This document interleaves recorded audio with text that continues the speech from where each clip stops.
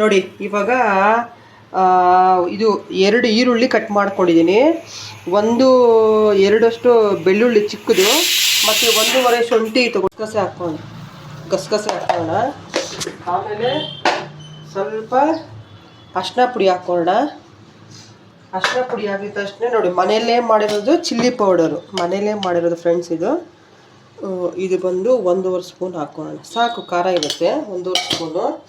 ಆಮೇಲೆ ಮನೆಯಲ್ಲೇ ಮಾಡಿರೋ ಧನಿಯಾ ಪುಡಿ ಬಂದು 2 ಸ್ಪೂನ್ ಹಾಕೋಣ, ಚಿಕ್ಕ ಸ್ಪೂನಲ್ಲಿ 2 ಸ್ಪೂನ್ ಸಾಕು.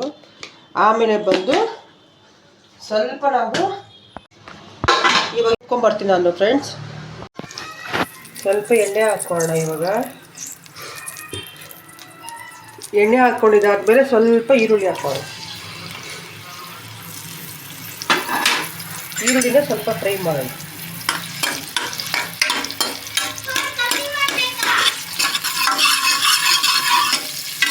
ಉಟ್ಕೊಂಡಿರ್ತೀರಲ್ಲ ಈ ಥರ ನೋಡಿ, ಎಷ್ಟು ಚೆನ್ನಾಗಿದೆ ನೋಡಿ ಫ್ರೆಂಡ್ಸ್. ನಾನು ಮನೆಯಲ್ಲೇ ಮಾಡ್ಕೊತೀನಿ ಫ್ರೆಂಡ್ಸ್, ಧನಿಯಾ ಪುಡಿ, ಸಾಂಬಾರು ಪುಡಿ ಎಲ್ಲ ನೋಡಿ. ಈ ಥರ ಫ್ರೈ ಆದಮೇಲೆ ಇವಾಗ ಈ ಮಸಾಲೆನ ಹಾಕೋಣ.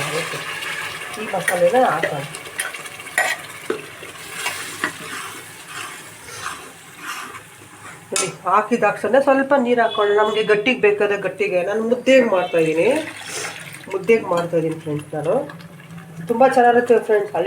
ಹಳ್ಳಿಯಲ್ಲೆಲ್ಲ ನೋಡಿ ಫ್ರೆಂಡ್ಸ್, ಕಲರ್ ನೋಡಿ ಫ್ರೆಂಡ್ಸ್, ಎಷ್ಟು ಚೆನ್ನಾಗಿದೆ ನೋಡಿ ಫ್ರೆಂಡ್ಸ್. ನಮ್ಮ ಮನೇಲೇ ಫ್ರೆಂಡ್ಸ್ ಅವೆಲ್ಲ ಮಾಡೋದು. ಧನಿಯಾ ಪುಡಿ, ಸಾಂಬಾರು ಪುಡಿ, ಚಿಲ್ಲಿ ಪೌಡರು ಎಲ್ಲ ಮನೇಲೇ ಮಾಡ್ಕೊಳ್ಳೋದು ಫ್ರೆಂಡ್ಸ್.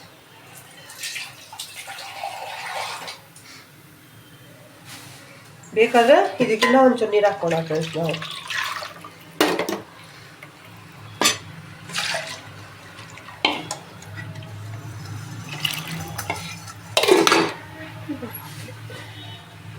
ಇವಾಗ ನೋಡಿ ಇಷ್ಟು ಉಪ್ಪು ಹಾಕೊಂತದ್ದು ನಾನು.